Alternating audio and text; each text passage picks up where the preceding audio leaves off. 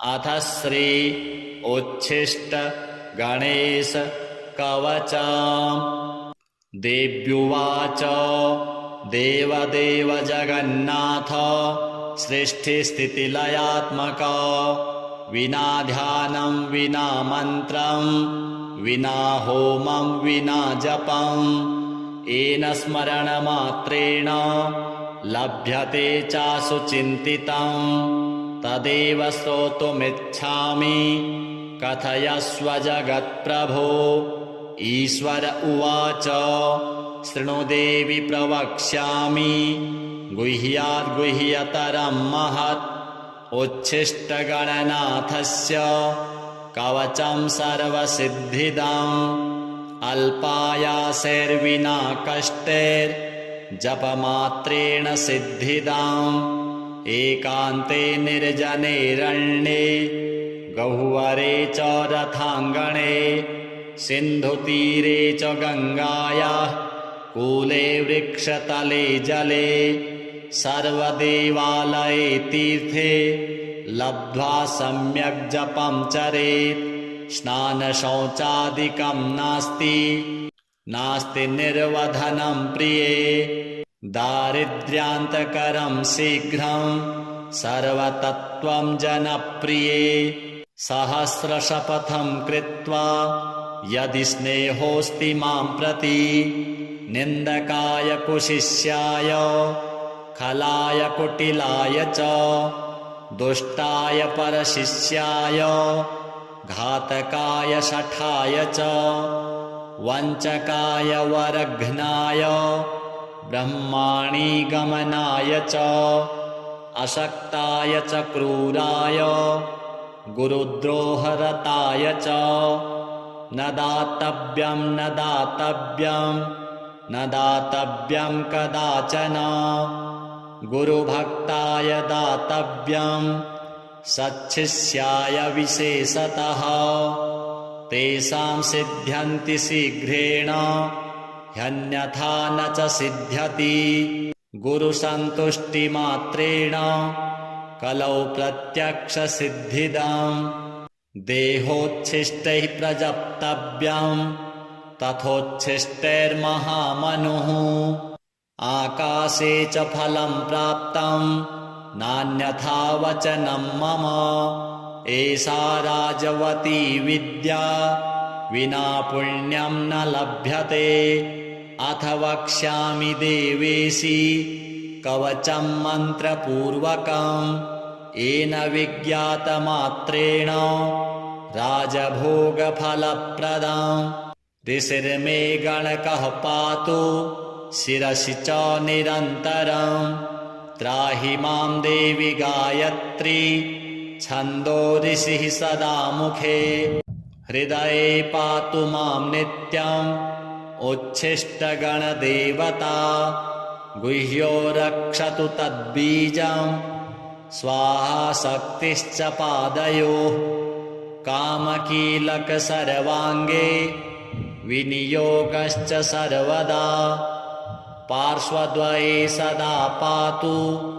स्वशक्तिं गणनायकः। शिखायां पातु तद्बीजं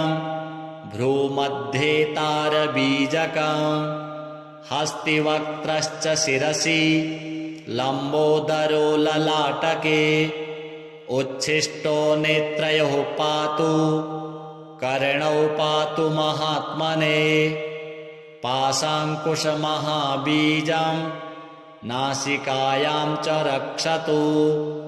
भूतीश्वरः परः पातु आस्यं जिह्वां स्वयं वपुः।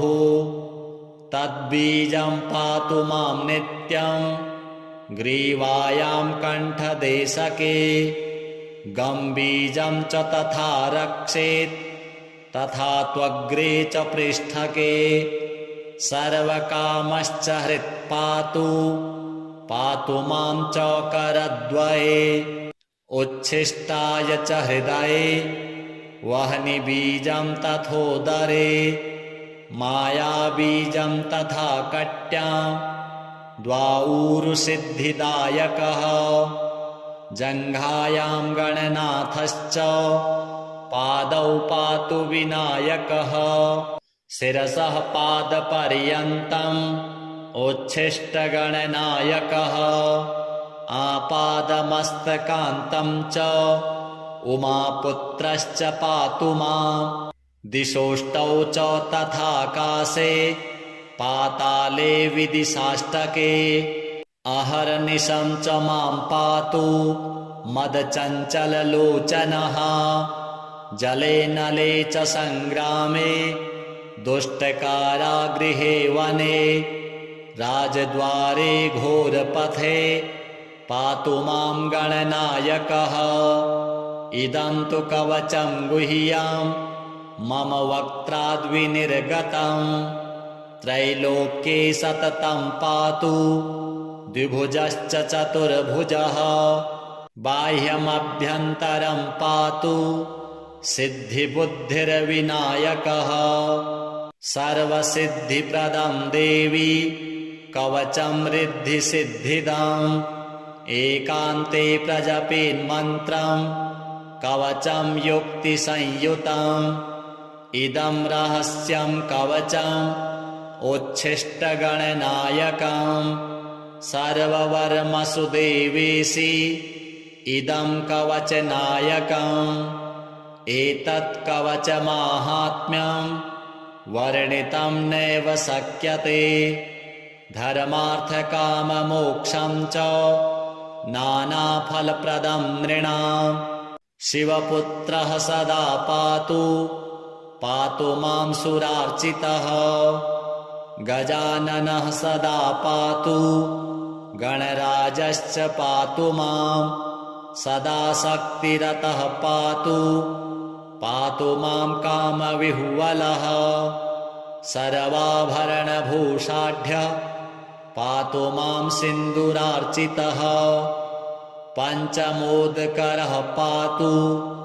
पातु मां पार्वतीसुतः पाशाङ्कुशधरः पातु पातु मां च धनेश्वरः गदाधरः सदा पातु पातु मां काममोहितः नग्ननारीरतः पातु पातु मां च गणेश्वरः अक्षयं वरदः पातु शक्तियुक्तिः सदावतु भालचन्द्रः सदा पातु नानारत्नविभूषितः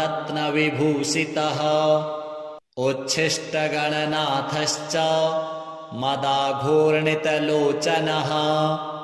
नारीयोनिरसास्वादः पातु मां गजकर्णकः प्रसन्नवदनः पातु पातु मां भगवल्लभः जटाधरः सदा पातु पातु मां च किरीटिकः पद्मासनस्थितः पातु रक्तवर्णश्च पातु मां नग्नसाममदोन्मत्तः पातु मां गणदैवतः वामाङ्गे सुन्दरीयुक्तः पातु मां मन्यथ प्रभुः क्षेत्रपः पिशितं पातु पातु मां श्रुतिपाठकः भूषणाढ्यस्तु मां पातु नानाभोगसमन्वितः स्मिताननः सदा पातु स्त्रीगणेशकुलान्वितः श्रीरक्तचन्दनमयः सुलक्षणगणेश्वरः श्वेतार्कगणनाथश्च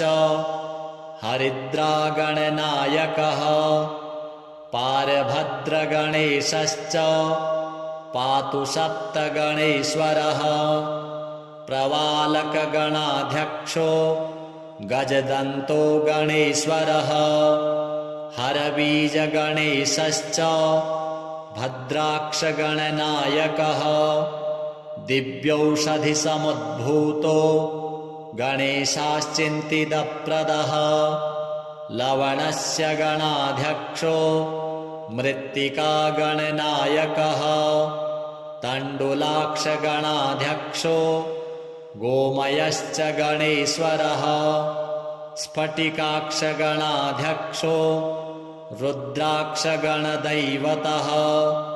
नवरत्नगणेशश्च आदिदेवो गणेश्वरः पञ्चाननश्चतुर्वक्त्रः षडाननगणेश्वरः मयूरवाहनः पातु मां मूषकासनः पातु मां देवदेवेशः पातु मां ऋषिपूजितः पातु मां सर्वदा देवो देवदानवपूजितः त्रैलोक्यपूजितो देवः पातु मां च विभुः प्रभुः रङ्गस्थं च सदा पातु सागरस्थं सदावतु चतुष्पदे सदा पातु त्रिपस्थं च पातु मां बिल्वस्थं च वनस्थं च पातु मां सर्वतस्तनं राजद्वारस्थितं पातु मां शीघ्रसिद्धिदः भवानी पूजितः पातु ब्रह्मविष्णुशिवार्चितः इदं तु कवचं देवी पठनात् सर्वसिद्धिदम् उच्छिष्टगणनाथस्य समन्त्रं कवचं परं स्मरणात् भूपतित्वं च लभते सांगतं ध्रुवं वाचः सिद्धिकरं शीघ्रं परसैन्यविदारणं प्रातरमध्याह्नसायाह्ने दिवारात्रौ पठेन्नरः चतुर्थ्यां दिवसे रात्रौ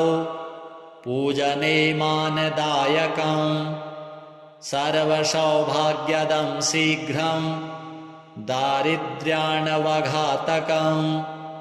सुदारसुप्रजासौख्यं सर्वसिद्धिकरं नृणां जलेऽथवा नलेरण्ये सिन्धुतीरे सरित्तटे श्मशाने दूरदेशे च रणे पर्वतगह्वरे राजद्वारे भये घोरे निर्भयो जायते ध्रुवं सागरे च महाशीते दुर्भिक्षे दुष्टसङ्कटे भूतप्रेतपिशाचादि यक्षराक्षसजे भये राक्षसी यक्षिणी क्रूरा शाकिनी डाकिनी गणाः राजमृत्युहरं देवी कवचं कामधेनुवत् अनन्तफलदं देवी सति मोक्षं च पार्वती कवचेन विना मन्त्रं यो जपेत् गणनायकम् इह जन्मानि पापिष्ठो जन्मान्ते मूषको भवेत् इति परमरहस्यं देवदेवार्चनं च कवच परमदिव्यं पार्वतीपुत्ररूपं पठति परमभोगैश्वर्य मोक्षप्रदं च लभति सकलसौख्यं शक्तिपुत्रप्रसादात् श्रीगणेशार्पणमस्तु। देव्युवाच देवदेव जगन्नाथ सृष्टिस्थितिलयात्मक विना ध्यानं विना मन्त्रं विना होमं विना जपं येन स्मरणमात्रेण लभ्यते चासु चिन्तितं तदेव श्रोतुमिच्छामि कथयस्व जगत्प्रभो। ईश्वर उवाच शृणु देवि प्रवक्ष्यामि गुह्याद् गुह्यतरं महत् उच्छिष्टगणनाथस्य कवचं सर्वसिद्धिदम् अल्पायासेर्विना कष्टैर्जपमात्रेण सिद्धिदम् एकान्ते निर्जनेरण्ये गह्वरे च रथाङ्गणे सिन्धुतीरे च गङ्गायाः कूले वृक्षतले जले सर्वदेवालये तीर्थे लब्ध्वा सम्यक् जपं चरेत् स्नानशौचादिकं नास्ति निर्वधनं प्रिये दारिद्र्यान्तकरं शीघ्रं सर्वतत्त्वं जनप्रिये सहस्रशपथं कृत्वा यदि स्नेहोऽस्ति मां प्रति निन्दकाय कुशिष्याय खलाय कुटिलाय च दुष्टाय परशिष्याय घातकाय शठाय च वञ्चकाय वरघ्नाय ब्रह्माणि गमनाय च अशक्ताय च क्रूराय गुरुद्रोहरताय च न दातव्यं कदाचन गुरुभक्ताय दातव्यं सच्छिष्याय विशेषतः तेषां सिद्ध्यन्ति शीघ्रेण ह्यन्यथा न च सिद्ध्यति गुरुसन्तुष्टिमात्रेण कलौ प्रत्यक्षसिद्धिदम् देहोच्छिष्टैः प्रजप्तव्यं तथोच्छिष्टैर्महामनुः आकाशे च फलं प्राप्तं नान्यथा वचनं मम एषा राजवती विद्या विना पुण्यं न लभ्यते अथ वक्ष्यामि देवेशी कवचं मन्त्रपूर्वकम्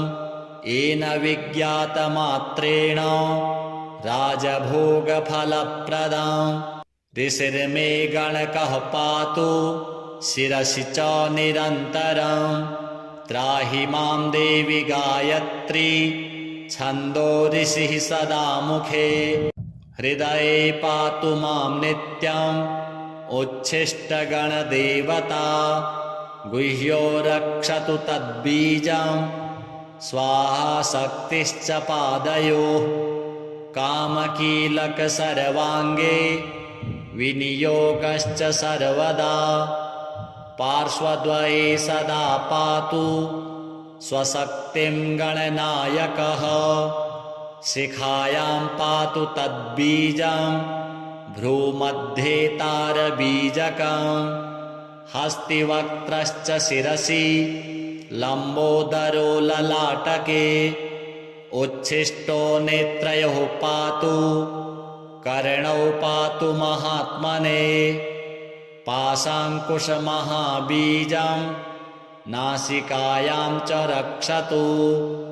भूतीश्वरः परः पातु आस्यं जिह्वां स्वयं वपुः तद्बीजं पातु मां नित्यं ग्रीवायां कण्ठदेशके गम्बीजं च तथा रक्षेत् तथा त्वग्रे च पृष्ठके सर्वकामश्च हृत्पातु पातु मां च करद्वये उच्छिष्टाय च हृदये वह्निबीजं तथोदरे मायाबीजं तथा कट्यां द्वाऊरुसिद्धिदायकः जङ्घायां गणनाथश्च पादौ पातु विनायकः शिरसः पादपर्यन्तम् उच्छिष्टगणनायकः आपादमस्तकान्तं च उमापुत्रश्च पातु मां दिशोष्टौ च तथाकाशे पाताले विदिशाष्टके अहर्निशं च मां पातु मदचञ्चललोचनः जले नले च सङ्ग्रामे दुष्टकारागृहे वने राजद्वारे घोरपथे पातु मां गणनायकः इदं तु कवचं गुह्यं मम वक्त्राद्विनिर्गतं त्रैलोक्ये सततं पातु द्विभुजश्च चतुर्भुजः बाह्यमभ्यन्तरं पातु सिद्धिबुद्धिर्विनायकः सर्वसिद्धिप्रदं देवी कवचं रिद्धिसिद्धिदम् एकान्ते प्रजपेन्मन्त्रं कवचं युक्तिसंयुतम् इदं रहस्यं कवचम् उच्छिष्टगणनायकम् सर्ववर्मसु देवेशि इदं कवचनायकम् एतत् कवचमाहात्म्यं वर्णितं नैव शक्यते धर्मार्थकाममोक्षं च नानाफलप्रदं नृणाम् शिवपुत्रः सदा पातु पातु मां सुरार्चितः गजाननः सदा पातु गणराजश्च पातु मां सदा शक्तिरतः पातु पातु मां कामविह्वलः सर्वाभरणभूषाढ्यः पातु मां सिन्दूरार्चितः पञ्चमोदकरः पातु पातु मां पार्वतीसुतः पाशाङ्कुशधरः पातु पातु मां च धनेश्वरः गदाधरः सदा पातु पातु मां काममोहितः नग्ननारीरतः पातु पातु मां च गणेश्वरः अक्षयं वरदः पातु शक्तियुक्तिः सदावतु भालचन्द्रः सदा पातु नानारत्नविभूषितः उच्छिष्टगणनाथश्च मदाघूर्णितलोचनः नारीयोनिरसास्वादः पातु मां गजकर्णकः प्रसन्नवदनः पातु पातु मां भगवल्लभः जटाधरः सदा पातु पातु मां च किरीटिकः पद्मासनस्थितः पातु रक्तवर्णश्च पातु मां नग्नसाममदोन्मत्तः पातु मां गणदैवतः वामाङ्गे सुन्दरीयुक्तः पातु मां मन्यथ प्रभुः क्षेत्रपः पिशितं पातु पातु मां श्रुतिपाठकः भूषणाढ्यस्तु मां पातु नानाभोगसमन्वितः स्मिताननः सदा पातु श्रीगणेशकुलान्वितः श्रीरक्तचन्दनमयः सुलक्षणगणेश्वरः श्वेतार्कगणनाथश्च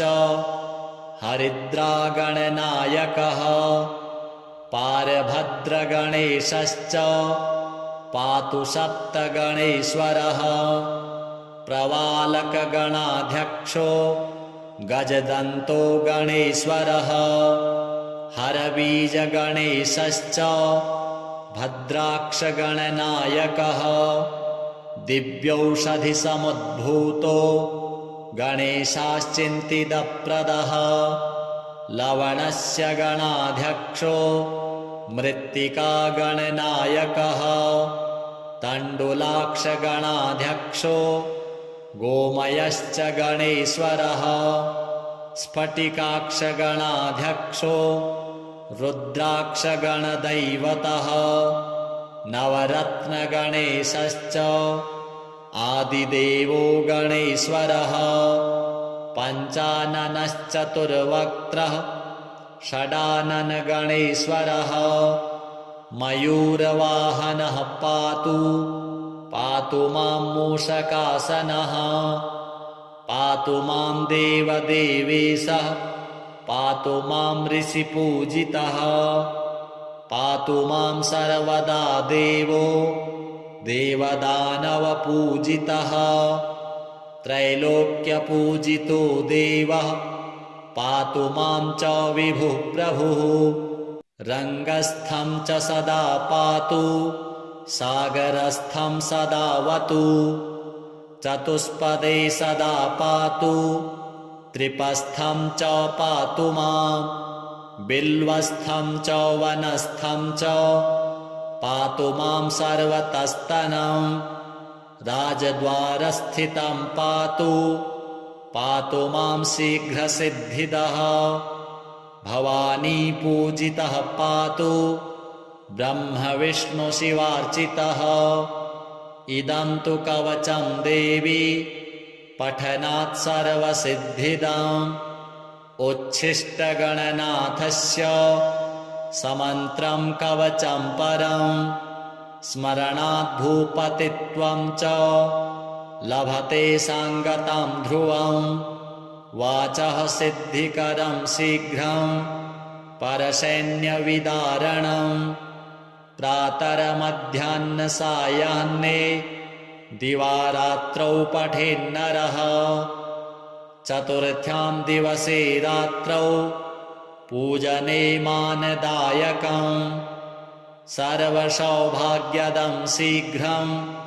दारिद्र्याणवघातकं। सुदारसुप्रजासौख्यं सर्वसिद्धिकरं नृणाम्। जलेऽथवा नलेरण्ये सिन्धुतीरे सरित्तटे।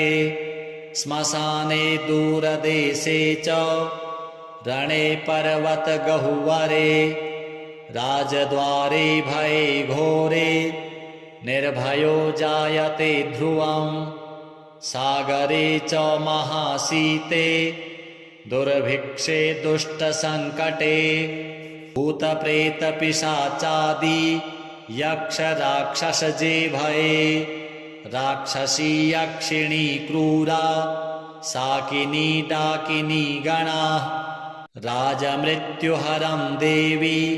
कवचं कामधेनुवत्। अनन्तफलदं देवी सति मोक्षं च पार्वती। कवचेन विना मन्त्रं यो जपेत् गणनायकम्। इह जन्मानि पापिष्ठो जन्मान्ते मूषको भवेत्। इति परमरहस्यं देवदेवार्चनं च कवच परमदिव्यं पार्वतीपुत्ररूपं। पठति परमभोगैश्वर्य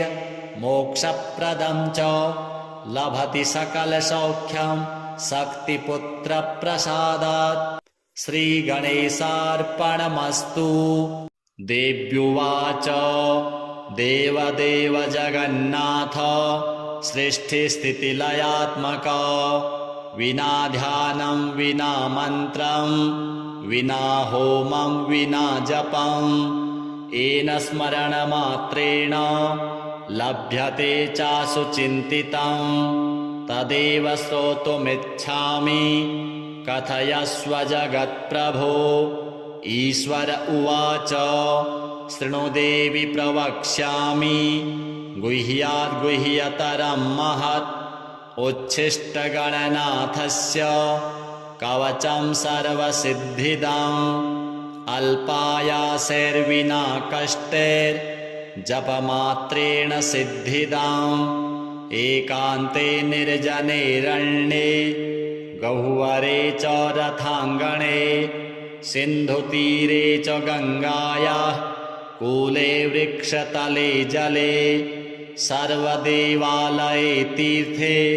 लब्ध्वा सम्यक् जपं चरेत्। स्नानशौचादिकं नास्ति नास्ति निर्वधनं प्रिये। दारिद्र्यान्तकरं शीघ्रं सर्वतत्त्वं जनप्रिये। सहस्रशपथं कृत्वा यदि स्नेहोऽस्ति मां प्रति। निन्दकाय कुशिष्याय खलाय कुटिलाय च। दुष्टाय परशिष्याय घातकाय शठाय च। वञ्चकाय वरघ्नाय ब्रह्माणि गमनाय च। अशक्ताय च क्रूराय गुरुद्रोहरताय च। न दातव्यं न दातव्यं न दातव्यं कदाचन। गुरुभक्ताय दातव्यं सच्छिष्याय विशेषतः। तेषां सिद्ध्यन्ति शीघ्रेण ह्यन्यथा न च सिद्ध्यति। गुरुसन्तुष्टिमात्रेण कलौ प्रत्यक्षसिद्धिदम्। देहोच्छिष्टैः प्रजप्तव्यं तथोच्छिष्टैर्महामनुः आकाशे च फलं प्राप्तं नान्यथा वचनं मम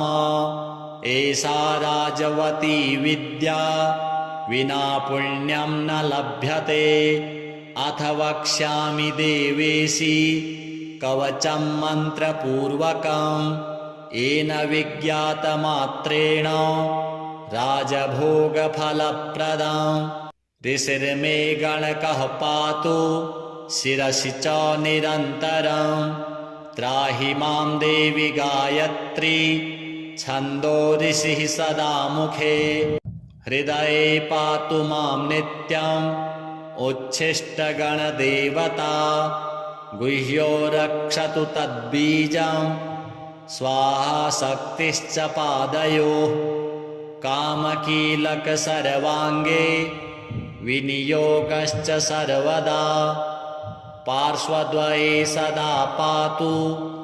स्वशक्तिं गणनायकः शिखायां पातु तद्बीजं भ्रूमध्ये तारबीजकम् हस्तिवक्त्रश्च शिरसि लम्बोदरो ललाटके उच्छिष्टो नेत्रयोः पातु कर्णौ पातु महात्मने पाशाङ्कुशमहाबीजं नासिकायां च रक्षतु भूतीश्वरः परः पातु आस्यं जिह्वां स्वयं वपुः तद्बीजं पातु मां नित्यं ग्रीवायां कण्ठदेशके गम्बीजं च तथा रक्षेत् तथा त्वग्रे च पृष्ठके सर्वकामश्च हृत्पातु पातु मां च करद्वये उच्छिष्टाय च हृदये वह्निबीजं तथोदरे मायाबीजं तथा कट्यां द्वाऊरुसिद्धिदायकः जङ्घायां गणनाथश्च पादौ पातु विनायकः शिरसः पादपर्यन्तम् उच्छिष्टगणनायकः आपादमस्तकान्तं च उमापुत्रश्च पातु मां दिशोष्टौ च तथाकाशे पाताले विदिशाष्टके अहर्निशं च मां पातु मदचञ्चललोचनः जले नले च सङ्ग्रामे दुष्टकारागृहे वने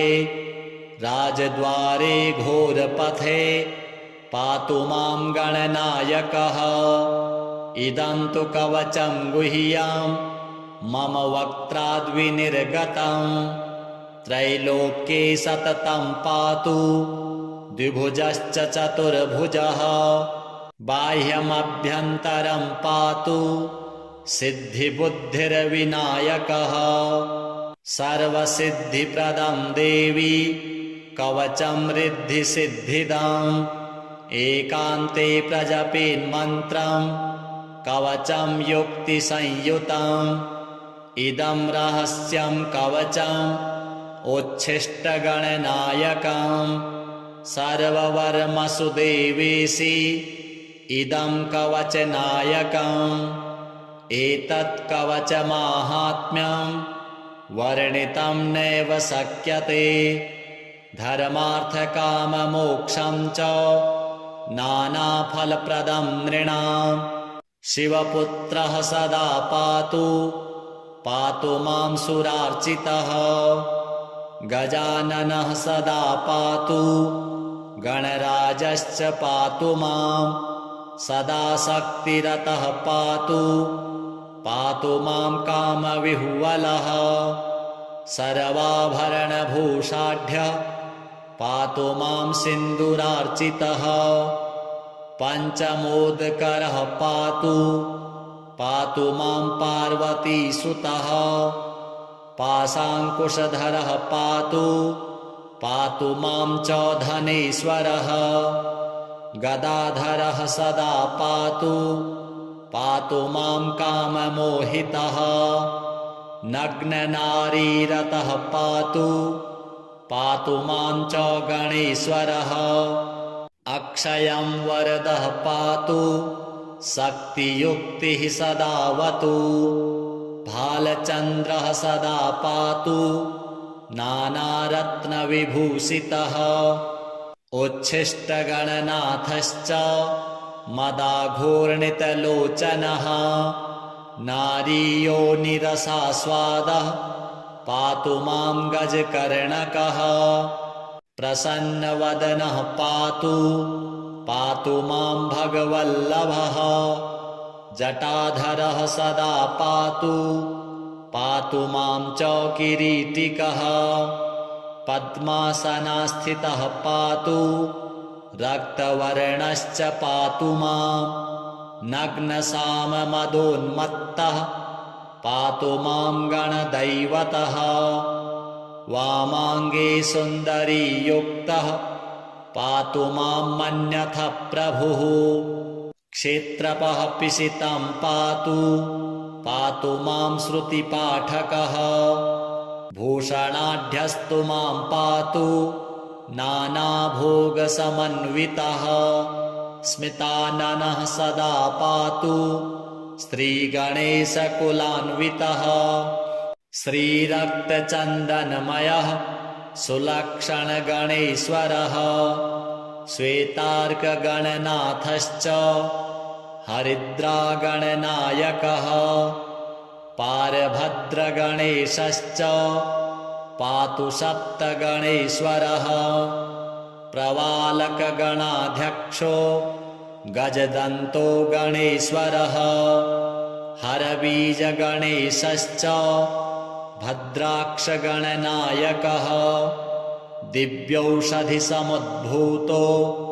गणेशाश्चिन्तितप्रदः लवणस्य गणाध्यक्षो मृत्तिकागणनायकः तण्डुलाक्षगणाध्यक्षो गोमयश्च गणेश्वरः स्फटिकाक्षगणाध्यक्षो रुद्राक्षगणदैवतः नवरत्नगणेशश्च आदिदेवो गणेश्वरः पञ्चाननश्चतुर्वक्त्रः षडाननगणेश्वरः मयूरवाहनः पातु मां मूषकासनः पातु मां देवदेवेशः पातु मां ऋषिपूजितः पातु मां सर्वदा देवो देवदानवपूजितः त्रैलोक्यपूजितो देवः पातु मां च विभुः प्रभुः रङ्गस्थं च सदा पातु सागरस्थं सदावतु चतुष्पदे सदा पातु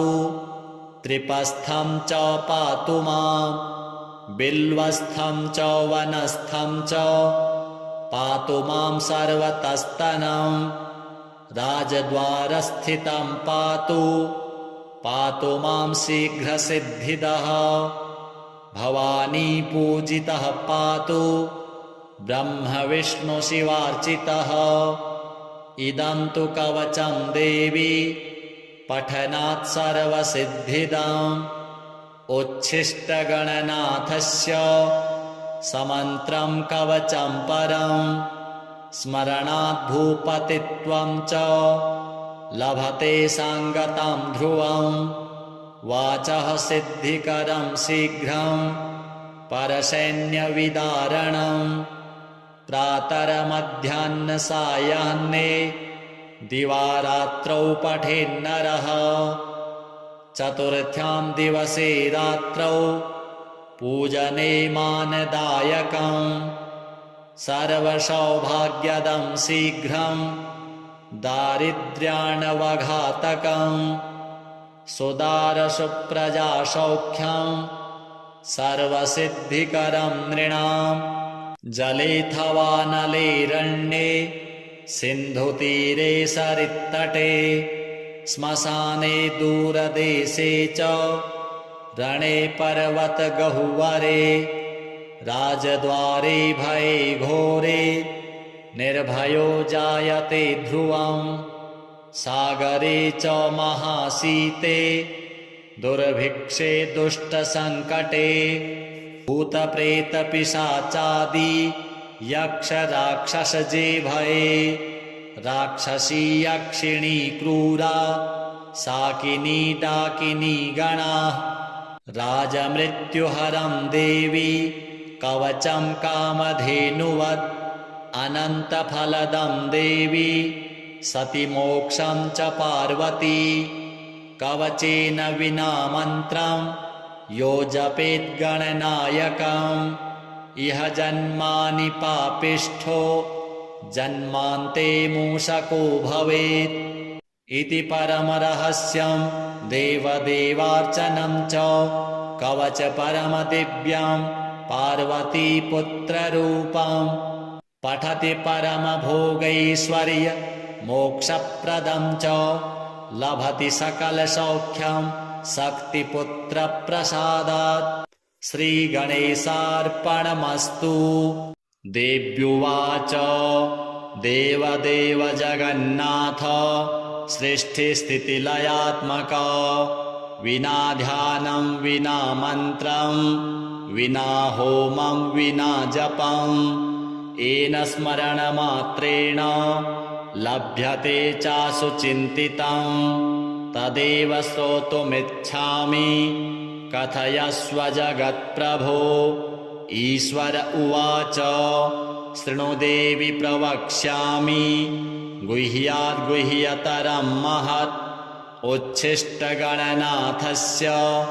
कवचं सर्वसिद्धिदम् अल्पायासेर्विना कष्टैर्जपमात्रेण सिद्धिदाम् एकान्ते निर्जनेरण्ये गह्वरे च रथाङ्गणे सिन्धुतीरे च गङ्गायाः कूले वृक्षतले जले सर्वदेवालये तीर्थे लब्ध्वा सम्यक् जपं चरेत् स्नानशौचादिकं नास्ति निर्वधनं प्रिये दारिद्र्यान्तकरं शीघ्रं सर्वतत्त्वं जनप्रिये सहस्रशपथं कृत्वा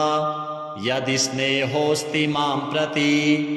निन्दकाय कुशिष्याय खलाय कुटिलाय च दुष्टाय परशिष्याय घातकाय शठाय च वञ्चकाय वरघ्नाय ब्रह्माणि गमनाय च अशक्ताय च क्रूराय गुरुद्रोहरताय च न दातव्यं न दातव्यं न दातव्यं कदाचन गुरुभक्ताय दातव्यं सच्छिष्याय विशेषतः तेषां सिद्ध्यन्ति शीघ्रेण ह्यन्यथा न च सिद्ध्यति गुरुसन्तुष्टिमात्रेण कलौ प्रत्यक्षसिद्धिदम् देहोच्छिष्टैः प्रजप्तव्यं तथोच्छिष्टैर्महामनुः आकाशे च फलं प्राप्तं नान्यथा वचनं मम एषा राजवती विद्या विना पुण्यं न लभ्यते अथ वक्ष्यामि देवेशि कवचं मन्त्रपूर्वकं येन विज्ञातमात्रेण राजभोगफलप्रदम् ऋषिर्मे गणकः पातु शिरसि च निरन्तरं त्राहि मां देवि गायत्री छन्दो ऋषिः सदा मुखे हृदये पातु मां नित्यम् उच्छिष्टगणदेवता गुह्यो रक्षतु तद्बीजं स्वाहा शक्तिश्च पादयोः कामकीलकसर्वाङ्गे विनियोगश्च सर्वदा पार्श्वद्वये सदा पातु स्वशक्तिं गणनायकः शिखायां पातु तद्बीजं भ्रूमध्ये तारबीजकं हस्तिवक्त्रश्च शिरसि लम्बोदरो ललाटके उच्छिष्टो नेत्रयोः पातु कर्णौ पातु महात्मने पाशाङ्कुशमहाबीजं नासिकायां च रक्षतु भूतीश्वरः परः पातु आस्यं जिह्वां स्वयं वपुः तद्बीजं पातु मां नित्यं ग्रीवायां कण्ठदेशके गम्बीजं च तथा रक्षेत् तथा त्वग्रे च पृष्ठके सर्वकामश्च हृत्पातु पातु मां च करद्वये उच्छिष्टाय च हृदये वह्निबीजं तथोदरे मायाबीजं तथा कट्यां द्वाऊरुसिद्धिदायकः जङ्घायां गणनाथश्च पादौ पातु विनायकः शिरसः पादपर्यन्तम् उच्छिष्टगणनायकः आपादमस्तकान्तं च उमापुत्रश्च पातु मां दिशोष्टौ च तथाकाशे पाताले विदिशाष्टके अहर्निशं च मां पातु मदचञ्चललोचनः जले नले च सङ्ग्रामे दुष्टकारागृहे वने राजद्वारे घोरपथे पातु मां गणनायकः इदं तु कवचं गुह्यं मम वक्त्राद्विनिर्गतं त्रैलोक्ये सततं पातु द्विभुजश्च चतुर्भुजः बाह्यमभ्यन्तरं पातु सिद्धिबुद्धिर्विनायकः सर्वसिद्धिप्रदं देवी कवचं रिद्धिसिद्धिदम् एकान्ते प्रजपेन्मन्त्रं कवचं युक्तिसंयुतम् इदं रहस्यं कवचम् उच्छिष्टगणनायकं सर्ववर्मसु देवेशि इदं कवचनायकम् एतत् कवचमाहात्म्यं वर्णितं नैव शक्यते धर्मार्थकाममोक्षं च नानाफलप्रदं नृणां शिवपुत्रः सदा पातु मां सुरार्चितः गजाननः सदा पातु गणराजश्च पातु मां सदा शक्तिरतः पातु मां कामविह्वलः सर्वाभरणभूषाढ्यः पातु मां सिन्दूरार्चितः पञ्चमोदकरः पातु मां पार्वतीसुतः पाशाङ्कुशधरः पातु मां च धनेश्वरः गदाधरः सदा पातु मां काममोहितः नग्ननारीरतः पातु मां च गणेश्वरः अक्षयं वरदः शक्तियुक्तिः सदावतु भालचन्द्रः सदा नानारत्नविभूषितः उच्छिष्टगणनाथश्च मदाघूर्णितलोचनः नारीयोनिरसास्वादः पातु मां गजकर्णकः प्रसन्नवदनः पातु मां भगवल्लभः जटाधरः सदा पातु मां च किरीटिकः पद्मासनास्थितः रक्तवर्णश्च पातु मां नग्नसाममदोन्मत्तः पातु मां गणदैवतः वामाङ्गे सुन्दरीयुक्तः पातु मां मन्यथ प्रभुः क्षेत्रपः पिशितं पातु पातु मां श्रुतिपाठकः भूषणाढ्यस्तु मां पातु नानाभोगसमन्वितः स्मिताननः सदा पातु श्रीगणेशकुलान्वितः श्रीरक्तचन्दनमयः सुलक्षणगणेश्वरः श्वेतार्कगणनाथश्च हरिद्रागणनायकः पारभद्रगणेशश्च पातु सप्तगणेश्वरः प्रवालकगणाध्यक्षो गजदन्तो गणेश्वरः हरबीजगणेशश्च भद्राक्षगणनायकः दिव्यौषधिसमुद्भूतो गणेशाश्चिन्तितप्रदः लवणस्य गणाध्यक्षो मृत्तिकागणनायकः तण्डुलाक्षगणाध्यक्षो गोमयश्च गणेश्वरः स्फटिकाक्षगणाध्यक्षो रुद्राक्षगणदैवतः नवरत्नगणेशश्च आदिदेवो गणेश्वरः पञ्चाननश्चतुर्वक्त्रः षडाननगणेश्वरः मयूरवाहनः पातु पातु मां मूषकासनः पातु मां देवदेवेशः पातु मां ऋषिपूजितः पातु मां सर्वदा देवो देवदानवपूजितः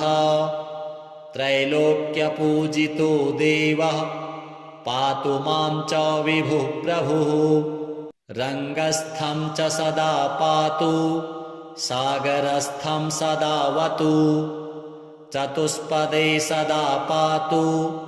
त्रिपस्थं च पातु मां बिल्वस्थं च वनस्थं च पातु मां सर्वतस्तनं राजद्वारस्थितं पातु पातु मां शीघ्रसिद्धिदः भवानीपूजितः पातु ब्रह्मविष्णुशिवार्चितः इदं तु कवचं देवी पठनात् सर्वसिद्धिदम् उच्छिष्टगणनाथस्य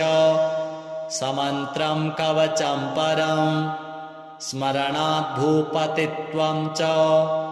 लभते साङ्गतं ध्रुवं वाचः सिद्धिकरं शीघ्रं परसैन्यविदारणं प्रातरमध्याह्नसायाह्ने दिवारात्रौ पठेन्नरः चतुर्थ्यां दिवसे रात्रौ पूजने मानदायकं सर्वसौभाग्यदं शीघ्रं दारिद्र्याणवघातकं सुदारसुप्रजासौख्यं सर्वसिद्धिकरं नृणां जलेऽथवा नलेरण्ये सिन्धुतीरे सरित्तटे श्मशाने दूरदेशे च रणे पर्वतगह्वरे राजद्वारे भये घोरे निर्भयो जायते ध्रुवं सागरे च महाशीते दुर्भिक्षे दुष्टसङ्कटे भूतप्रेतपिशाचादि यक्षराक्षसजे भये राक्षसी यक्षिणी क्रूरा शाकिनी डाकिनी गणाः राजमृत्युहरं देवी कवचं कामधेनुवत् अनन्तफलदं देवी सति मोक्षं च पार्वती कवचेन विना मन्त्रं यो जपेत् गणनायकम्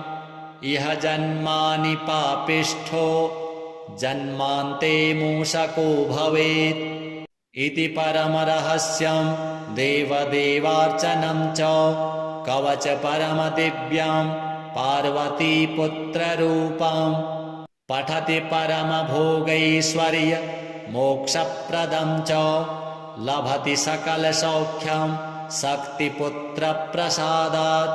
श्रीगणेशार्पणमस्तु। देव्युवाच देवदेव जगन्नाथ सृष्टिस्थितिलयात्मक विना ध्यानं विना मन्त्रं विना होमं विना जपं येन स्मरणमात्रेण लभ्यते चासु चिन्तितं तदेव श्रोतुमिच्छामि कथयस्व जगत्प्रभो। ईश्वर उवाच शृणु देवि प्रवक्ष्यामि गुह्याद् गुह्यतरं महत् उच्छिष्टगणनाथस्य कवचं सर्वसिद्धिदम् अल्पायासेर्विना कष्टैर्जपमात्रेण सिद्धिदम् एकान्ते निर्जनेरण्ये गह्वरे च रथाङ्गणे सिन्धुतीरे च गङ्गायाः कूले वृक्षतले जले सर्वदेवालये तीर्थे लब्ध्वा सम्यक् जपं चरेत्। स्नानशौचादिकं नास्ति निर्वधनं प्रिये दारिद्र्यान्तकरं शीघ्रं सर्वतत्त्वं जनप्रिये सहस्रशपथं कृत्वा यदि स्नेहोऽस्ति मां प्रति निन्दकाय कुशिष्याय खलाय कुटिलाय च दुष्टाय परशिष्याय घातकाय शठाय च वञ्चकाय वरघ्नाय ब्रह्माणि गमनाय च अशक्ताय च क्रूराय गुरुद्रोहरताय च न दातव्यं न दातव्यं न दातव्यं कदाचन गुरुभक्ताय दातव्यं सच्छिष्याय विशेषतः तेषां सिद्ध्यन्ति शीघ्रेण ह्यन्यथा न च सिद्ध्यति गुरुसन्तुष्टिमात्रेण कलौ प्रत्यक्षसिद्धिदम् देहोच्छिष्टैः प्रजप्तव्यं तथोच्छिष्टैर्महामनुः आकाशे च फलं प्राप्तं नान्यथा वचनं मम एषा राजवती विद्या विना पुण्यं न लभ्यते अथ वक्ष्यामि देवेशि कवचं मन्त्रपूर्वकं येन विज्ञातमात्रेण राजभोगफलप्रदं ऋषिर्मे गणकः पातु शिरसि च निरन्तरं त्राहि मां देवि गायत्री छन्दो ऋषिः सदा मुखे हृदये पातु मां नित्यम् उच्छिष्टगणदेवता गुह्यो रक्षतु तद्बीजं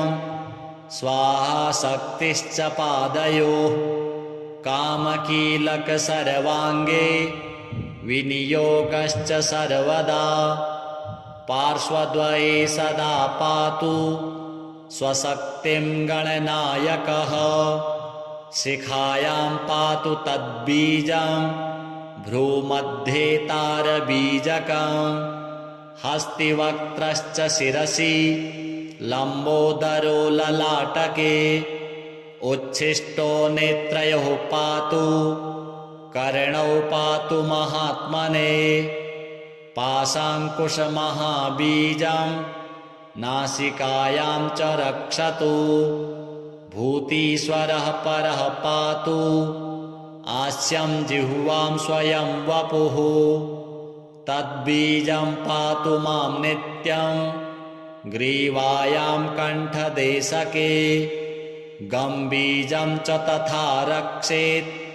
तथा त्वग्रे च पृष्ठके सर्वकामश्च हृत्पातु पातु मां च करद्वये उच्छिष्टाय च हृदये वह्निबीजं तथोदरे मायाबीजं तथा कट्यां द्वाऊरुसिद्धिदायकः जङ्घायां गणनाथश्च पादौ पातु विनायकः शिरसः पादपर्यन्तम् उच्छिष्टगणनायकः आपादमस्तकान्तं च उमापुत्रश्च पातु माम् दिशोष्टौ च तथाकाशे पाताले विदिशाष्टके अहर्निशं च मां पातु मदचञ्चललोचनः जले नले च सङ्ग्रामे दुष्टकारागृहे वने राजद्वारे घोरपथे पातु मां गणनायकः इदं तु कवचं गुह्यं मम वक्त्राद्विनिर्गतं त्रैलोक्ये सततं पातु द्विभुजश्च चतुर्भुजः बाह्यमभ्यन्तरं पातु सिद्धिबुद्धिर्विनायकः सर्वसिद्धिप्रदं देवी कवचं रिद्धिसिद्धिदम् एकान्ते प्रजपेन्मन्त्रं कवचं युक्तिसंयुतम् इदं रहस्यं कवचम् उच्छिष्टगणनायकम् सर्ववर्मसु देवेशि इदं कवचनायकम् एतत् कवचमाहात्म्यं वर्णितं नैव शक्यते धर्मार्थकाममोक्षं च नानाफलप्रदं नृणाम् शिवपुत्रः सदा पातु मां सुरार्चितः गजाननः सदा पातु गणराजश्च पातु मां सदा शक्तिरतः पातु मां कामविह्वलः सर्वाभरणभूषाढ्यः पातु मां सिन्दूरार्चितः पञ्चमोदकरः पातु मां पार्वतीसुतः पाशाङ्कुशधरः पातु मां च धनेश्वरः गदाधरः सदा पातु मां काममोहितः नग्ननारीरतः पातु मां च गणेश्वरः अक्षयं वरदः पातु शक्तियुक्तिः सदावतु भालचन्द्रः सदा पातु नानारत्नविभूषितः उच्छिष्टगणनाथश्च मदाघूर्णितलोचनः नारीयोनिरसास्वादः पातु मां गजकर्णकः प्रसन्नवदनः पातु मां भगवल्लभः जटाधरः सदा पातु मां च किरीटिकः पद्मासनास्थितः पातु रक्तवर्णश्च पातु मां नग्नसाममदोन्मत्तः पातु मां गणदैवतः वामाङ्गे सुन्दरीयुक्तः पातु मां मन्यथ प्रभुः क्षेत्रपः पिशितं पातु मां श्रुतिपाठकः भूषणाढ्यस्तु मां पातु नानाभोगसमन्वितः स्मिताननः सदा पातु श्रीगणेशकुलान्वितः श्रीरक्तचन्दनमयः सुलक्षणगणेश्वरः श्वेतार्कगणनाथश्च हरिद्रागणनायकः पारभद्रगणेशश्च पातु सप्तगणेश्वरः प्रवालकगणाध्यक्षो गजदन्तो गणेश्वरः हरबीजगणेशश्च भद्राक्षगणनायकः दिव्यौषधिसमुद्भूतो गणेशाश्चिन्तितप्रदः लवणस्य गणाध्यक्षो मृत्तिकागणनायकः तण्डुलाक्षगणाध्यक्षो गोमयश्च गणेश्वरः स्फटिकाक्षगणाध्यक्षो रुद्राक्षगणदैवतः नवरत्नगणेशश्च आदिदेवो गणेश्वरः पञ्चाननश्चतुर्वक्त्रः षडाननगणेश्वरः मयूरवाहनः पातु मां मूषकासनः पातु मां देवदेवेशः पातु मां ऋषिपूजितः पातु मां सर्वदा देवो देवदानवपूजितः त्रैलोक्यपूजितो देवः पातु मां च विभुः प्रभुः रङ्गस्थं च सदा पातु सागरस्थं सदावतु चतुष्पदे सदा पातु त्रिपस्थं च पातु मां बिल्वस्थं च वनस्थं च पातु मां सर्वतस्तनं राजद्वारस्थितं पातु मां शीघ्रसिद्धिदः भवानी पूजितः पातु ब्रह्मविष्णुशिवार्चितः इदं तु कवचं देवी पठनात् सर्वसिद्धिदाम् उच्छिष्टगणनाथस्य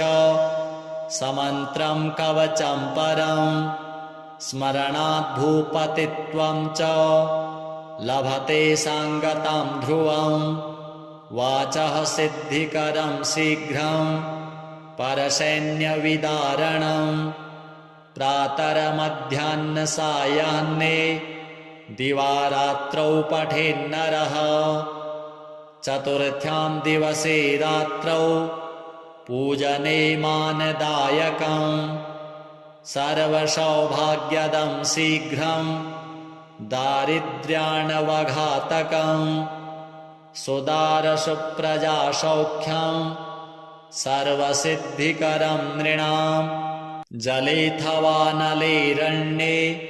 सिन्धुतीरे सरित्तटे श्मशाने दूरदेशे च रणे पर्वतगह्वरे राजद्वारे भये घोरे निर्भयो जायते ध्रुवं सागरे च महाशीते दुर्भिक्षे दुष्टसङ्कटे भूतप्रेतपिशाचादि यक्षराक्षसजे भये राक्षसी यक्षिणी क्रूरा शाकिनी डाकिनी गणाः राजमृत्युहरं देवी कवचं कामधेनुवत् अनन्तफलदं देवी सति मोक्षं च पार्वती कवचेन विना मन्त्रं यो जपेत् गणनायकम् इह जन्मानि पापिष्ठो जन्मान्ते मूषको भवेत् इति परमरहस्यं देवदेवार्चनं च कवच परमदिव्यं पार्वतीपुत्ररूपं